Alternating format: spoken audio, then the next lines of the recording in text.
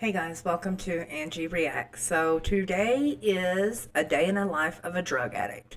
I'm going to be reacting to.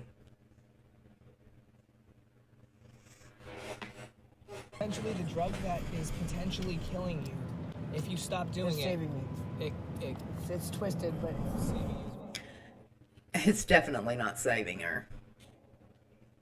What's up, guys? Welcome back. I know you guys have been patiently waiting for this part 2, so let's just get right into it. We're gonna hop into the video. Warning, what you're about to hear in this video, I want to just advise you, 100% real, 100% unfiltered. If you are younger than the age of 13, maybe watch this with a parent or don't watch this at all. Just want to throw that warning out there. Enjoy the video. Do you feel that this drug will ultimately be the demise of you? Do you think that this will end up taking your life one day? yeah. You've accepted that? I mean, if it's God's will, God's will. It's not good, you know. And I hate the day that I started, you know, because I had no veins. You know, I went to the hospital. Yeah. You know what I mean? And then it looks like. Look at her poor legs. Look at her. Look how just all the track marks in her hands, her feet. Like I have veins, but no blood comes out of them because I'm dehydrated. You know, I sweat profusely because I'm dehydrated all the time. It's like the drug takes everything out of me. Yep. You know, It does. It takes everything. It sucks everything good out of you. Crazy. So they shot you up where in your neck? They put an IV in my neck, and I coughed, and it blew the vein, which means it means that the vein was just like destroyed. Yeah. It blew it. Now they So look like what do you veins. think of this vein on my arm right there? Is that a nice one? Yeah, you got Delphine's graveyard. I get mad when I wake up and I can't get a vein. Is there ever like a point in like a heroin addict's life where they just have no veins left? Yes. And what happens then? My mother-in-law was like that. After doing drugs for so many years, she had no veins. You know, I'm sure my mom was like that too, and I'm sure many people are like that use needles. They have to muscle it, which means they go in their arms. Is that a different high? It's a waste. No, it's the same high, but it just takes longer. Because when you're shooting in the vein, it goes directly to your brain. Doing it in your arm, and it takes forever to get to where it's supposed to go. And you got beautiful eyes. Thank you so much. It's hard. And then you go to the hospital, and the hospitals don't like to deal with Delphines. So I know you Nope. said it was $30. And it's sad. They will, the way that the hospital looks at a drug addict, it is pathetic. The way doctors are supposed to treat people and the way they do treat people are two totally different things. To get the dope, how do you get that $30 every single day, right? We recycle, hustle.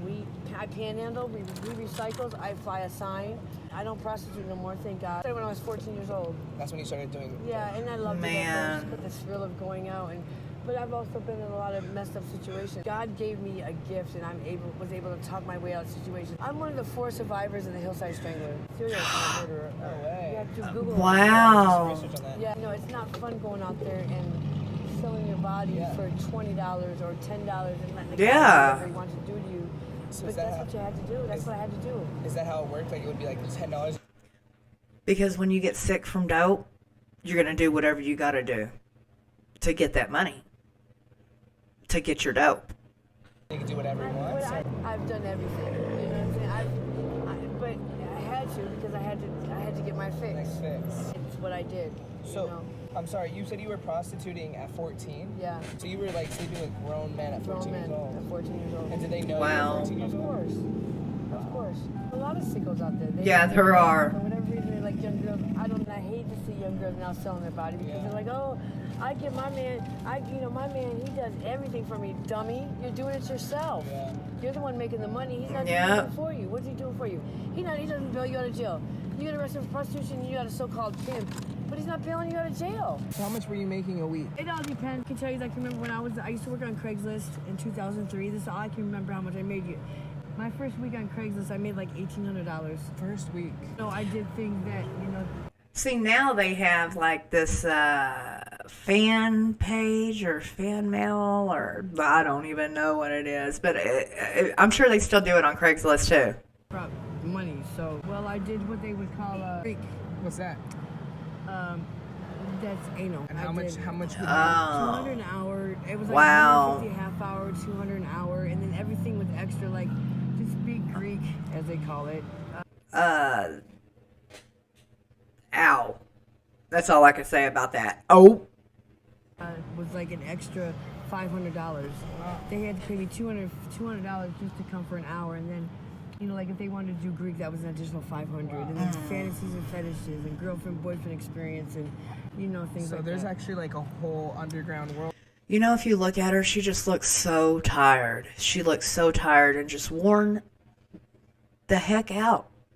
You know? For of this. course. Of course. And then doing prostitution, you have to always worry about AIDS and... I use condoms. I don't care if you say I'm a family man that makes me want to use a condom. Oh, I'm clean. I don't care. Yeah. I use condoms for everything, hand jobs, everything, because my life is important to me. Right. I got Hep C. I didn't even get Hep C from drugs. I got it from... Wow. Wow. a homemade tattoo. Wow. That's crazy. When did Yeah, that is crazy.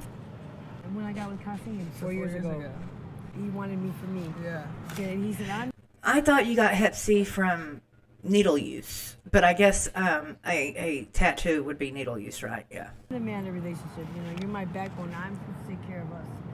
You know what I mean? And I'm like, okay, at first I didn't like it because I loved going out and making money. But there's sometimes that drastic means call for drastic measures. You have to just And do you it. have to do what I have to do. So going back to this person that was like the killer, the strangler. Oh, the Hillside Strangler. So Hillside Strangler. He What? went around killing prostitutes and young girls. And He would kill them? Yeah, he would rape me and kill them. He raped me and left me for dead. But I was able to pacify the situation to where I'm still alive. How'd you do that? It just went along with what he wanted to do. I didn't holler, I didn't scream. I just was passive. I just pacified the situation. They like fear. That's what gets their adrenaline pumping. And he just left you? Yeah, left me for dead. Left you for dead? What is that? How so? Like, where were you? And Sunrise Mountain in Nevada. He just left you in the mountain? Yeah. And how did you get I to don't civilization? You know what? Do y'all remember who the Hillside Strangler was? There's a movie made about him. Y'all have got to watch it. It's an awesome movie. God brought me from where I was at to down the mountain. Did they ever find this guy? Oh he's dead. But I was 15 years old. 15 years old. Wow. That's crazy. I mean, I've been raped. I've been, but like I said. Can you imagine what a working woman, a street worker, what they have to go through every day? You know, the men, the nasty things that these men want them to do, the nasty, just even the men theirself, you know, the cleanliness of the John, they call them, I guess. I don't know if I could do that. I'm sure I could. If I was in her place, I'm sure I would be doing the same thing, you know? I've learned to pacify situations. You know, all prostitutes get raped 1 or 2 times. Really? During their journey. That's horrible. And if a prostitute says that they haven't, they're lying.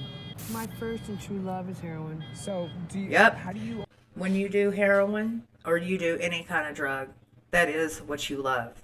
And I don't care who says it's not or what they say. When you are addicted to a drug, that is your one and only priority, is your drug and how you're going to get it that day. You always maintain having clean needles. Because they got needle exchange. What's that?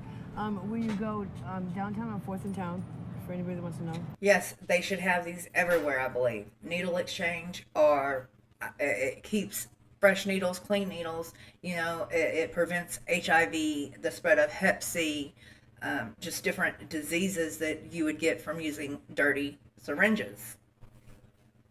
And at some, like pharmacies, you used to be able to go and get syringes too. But some pharmacies stopped doing that. And they give you clean needles. Hollywood has them here on Tuesdays and Thursdays, and that's why carrying needles is not a paraphernalia. It's not a charge. It's not a criminal. So it's free. Wow. Yes. Here in Texas, Fort Worth, it is a paraphernalia charge if you get caught with a open pack of syringes, needles, whatever. So they give you needles knowing that they can't stop you from doing drugs, but at least you can do it safely. Yeah, that's good. When you overdose kids, they give you fentanyl strips to test the dope for the fentanyl, because fentanyl is what's going around now that's killing people. Fentanyl. See, that's what I'm very scared of Sharon B getting is that fentanyl.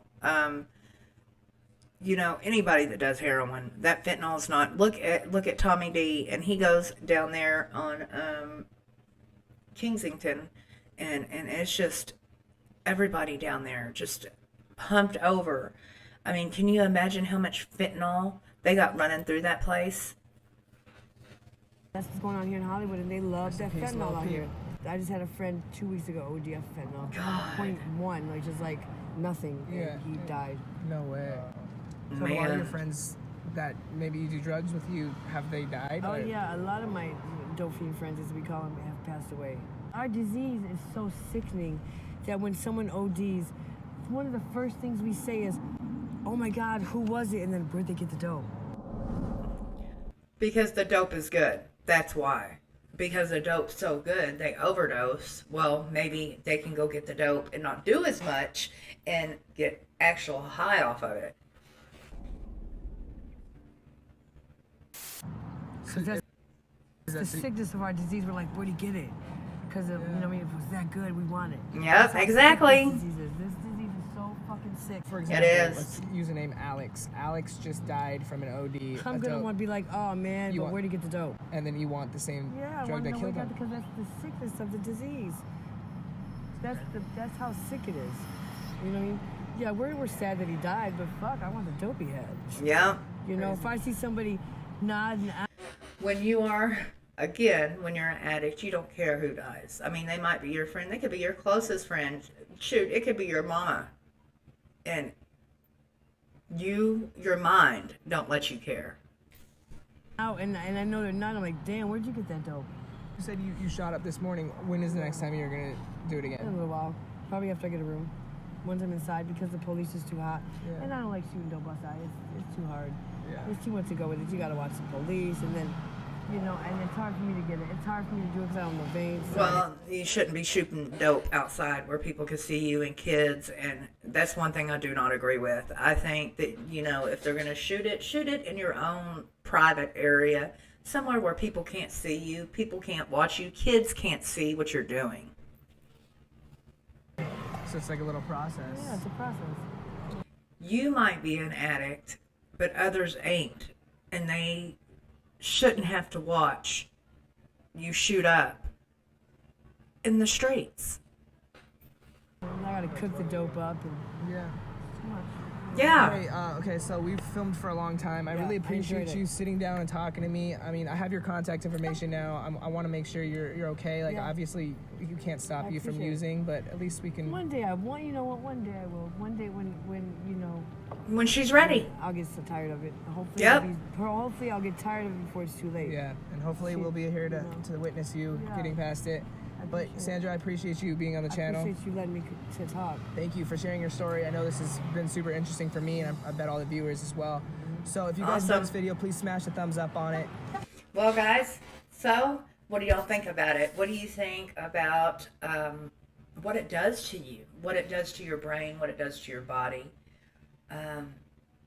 She's been doing it since she was 14. I mean, 14. Can you imagine? And I don't think she said how old she was, but I mean, she looks about 60. I mean, to be honest, and she probably isn't that old. But it tears you down. It tears you down, and it tears you down hard.